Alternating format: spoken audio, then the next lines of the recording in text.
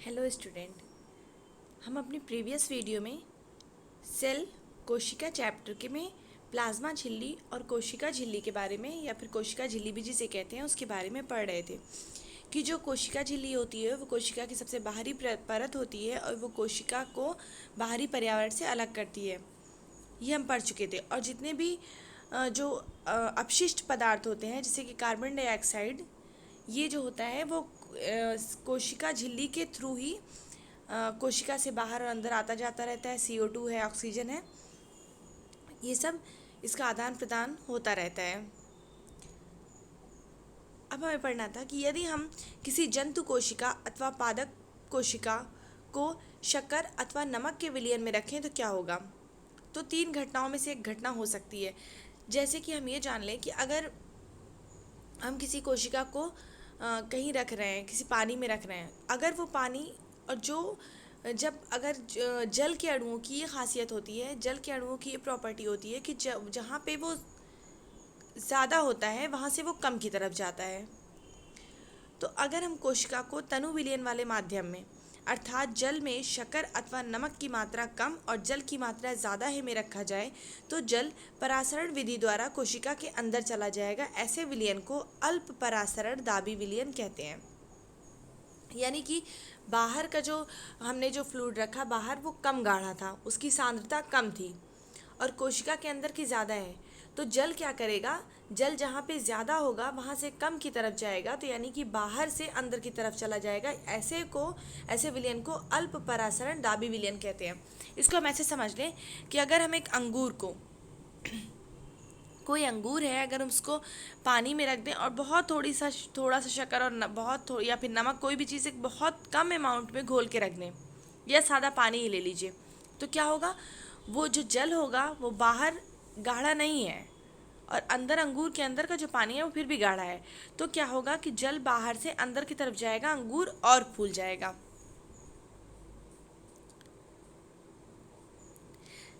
जल के अणु कोशिका झिल्ली के दोनों ओर आवागमन करने के लिए स्वतंत्र होते हैं, लेकिन कोशिका के अंदर जाने वाले जल की मात्रा कोशिका से बाहर जाने वाले जल की मात्रा से अधिक होगी। मतलब इनके कहने का मतलब है कि कुछ ऐसा भी होगा कि कुछ जल के कुछ अणु अंदर से बाहर भी आएंगे, लेकिन जो बाहर से अंदर जाने वाले हैं वो ज़्यादा होंगे, तो इसलिए कोशिका जो होगी फूल जाएगी।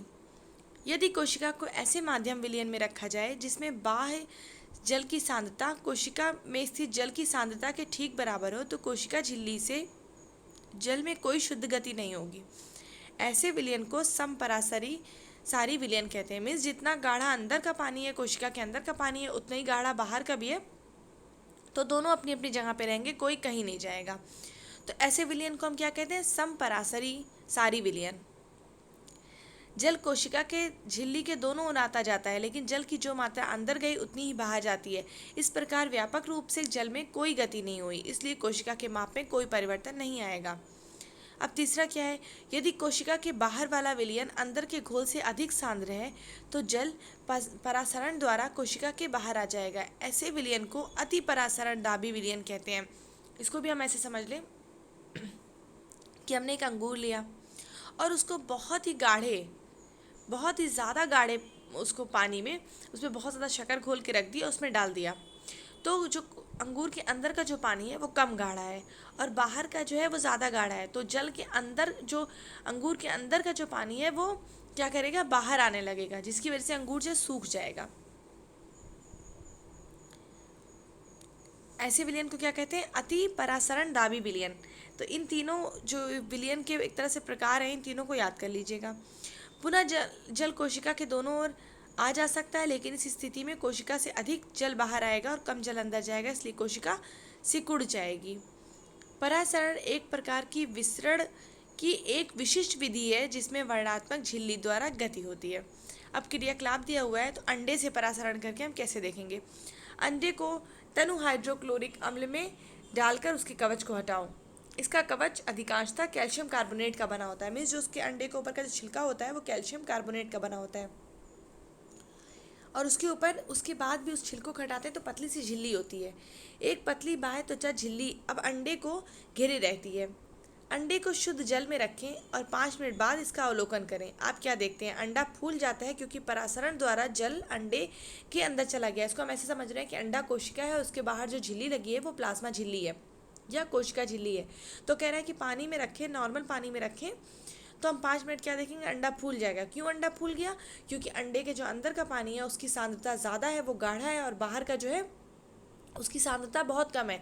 तो अभी हमने बताया कि पानी जल के जो अणु रहते हैं वो जहाँ ज़्यादा रहते हैं वहाँ से कम की तरफ जाते हैं। तो बाहर जल के अणु ज़्यादा हैं तो बाहर से हम अंदर की तरफ जाएंगे, किसके द्वारा? ये जो झिल्ली लगी हुई है उसके थ्रू गए, और क्या होगा उसके नतीजे में? कि अंडा जो होगा फूल जाएगा। तो ये किस प्रकार का एग्जाम्पल हुआ? किस तरह का विलयन हुआ? अल्प परासरण दाबी विलयन इसको कहेंगे। इसी प्रकार एक कवच रहित अंडा नमक के सांद्रित विलयन में रखें और 5 मिनट बाद उसका अवलोकन करें। अंडा सिकुड़ जाता है। क्यों? जल अंडे से निकलकर नमक के विलयन में आ जाता है क्योंकि नमक का घोल अधिक सांद्रित है। अभी हमने बताया कि अगर ज़्यादा गाढ़ा रहेगा तो जिधर पानी ज़्यादा रहेगा उधर से, जिधर पानी ज़्यादा रहेगा वहाँ से वो जहाँ कम पानी रहेगा वहाँ जाता है। तो अगर हमने बहुत गाढ़े लिक्विड में रख दिया तो क्या होगा? अंडे के अंदर ज़्यादा पानी हो गया और बाहर गाढ़ा है तो वहाँ कम पानी हो गया, तो अंडे के अंदर से पानी बाहर की तरफ जाने लगेगा। इस प्रकार का क्रियाकलाप हम सूखी किशमिश अथवा खुबानी से भी करने का प्रयत्न कर सकते हैं। आप लोग किशमिश से करके देखिएगा। कोशिका झिल्ली का लचीलापन एक कोशिक जीवों में कोशिका के बाह्य पर्यावरण से अपना भोजन अथवा अन्य पदार्थ ग्रहण करने में सहायता करता है। ऐसी प्रक्रिया को इंडोसाइटोसिस कहते हैं। अमीबा अपना भोजन इसी प्रक्रिया द्वारा प्राप्त करता है। क्या होता है कि जो प्लाज्मा मीन्स कोशिका झिल्ली जो होती है वो लचीलापन उसमें होता है, ठीक है। उसमें लचीलापन होता है, मीन्स ऐसा नहीं कि वो बहुत हार्ड बहुत फर्म होती है, नहीं, उसमें लचीलापन होता है। और जो एक कोशिकीय होते हैं वो इसी प्रकार अपना भोजन ग्रहण करते हैं, इंडोसाइटोसिस जिसे कहते हैं, ठीक है। अब मैं आप लोग को इंडोसाइटोसिस दिखा देती हूँ कि इंडोसाइटोसिस क्या होता है।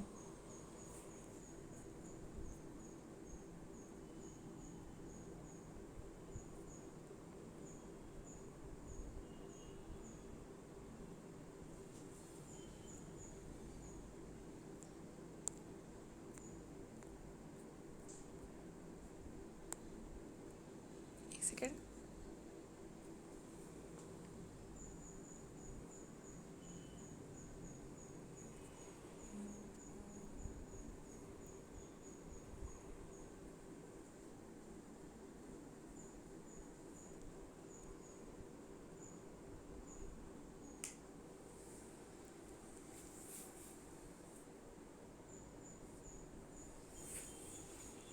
ये देखिए, इसमें आप लोग देख रहे होंगे ये अमीबा है।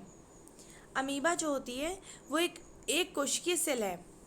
तो इसमें क्या होते हैं? ये स्यूडोपोड्स जो कह निकले हुए हैं, ये इसके पैर होते हैं, स्यूडोपोड्स। स्यूडो जिसका सिंगुलर होता है स्यूडोपॉड। तो क्या होता है? ये इनकी जो कोशिका झिल्ली होती है वो बहुत लचीली होती है। तो ये क्या करते हैं कि ये स्यूडोपॉड धीरे धीरे बढ़ते हैं और फिर दो स्यूडोपॉड जहाँ पे फूड होता है वहाँ पे एक जगह मिल जाते हैं। इसका जो दोनों बाहरी किनारा है वो मिल जाता है, तो जिससे जो फूड होता है वो इनके अंदर आ जाता है। इस तरह से अमीबा की जो अपना भोजन होता है अमीबा इसी तरह से ग्रहण करते हैं।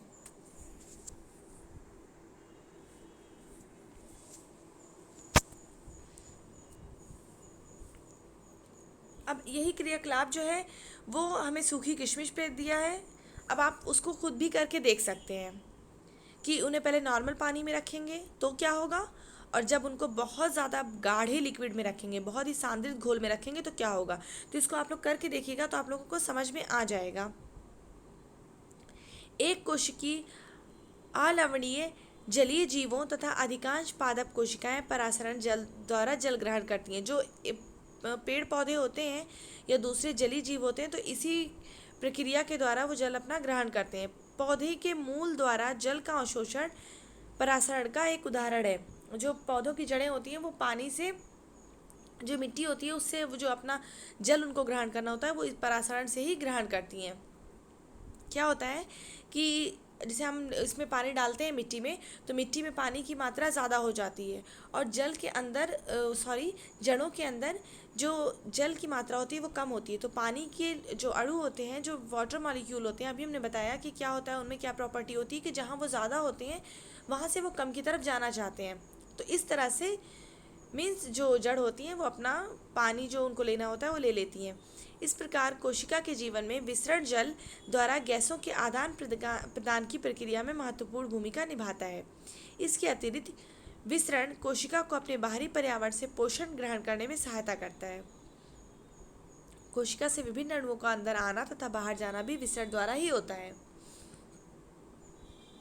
इस प्रकार के परिवहन में ऊर्जा की आवश्यकता होती है। मीन्स जो ऊर्जा हमारे शरीर में किस फॉर्म में होती है, एटीपी के फॉर्म में होती है। एटीपी का फुल फॉर्म क्या है, एडिनोसिन ट्राइफॉस्फेट। समझो एटीपी जो है करेंसी है, एक तरह से हमारे बॉडी की करेंसी है। ऊर्जा इसी में एटीपी में स्टोर रहती है। प्लाज्मा झिल्ली लचीली होती है और कार्बनिक अणुओं जैसे लिपिड तथा प्रोटीन की बनी होती है। अगर कोई पूछता है कि प्लाज्मा झिल्ली किसकी बनी होती है, तो वो लिपिड और प्रोटीन की बनी होती है। प्लाज्मा झिल्ली की संरचना हम केवल इलेक्ट्रॉन सूक्ष्मदर्शी से ही देख सकते हैं। और फिर हमने अभी ये बता दिया कि इंडोसाइटोसिस की प्रक्रिया हमने बताया जिससे अमीबा अपना भोजन ग्रहण करती है। अब हम अपनी नेक्स्ट वीडियो में कोशिका भित्ति के बारे में पढ़ेंगे। Thank you.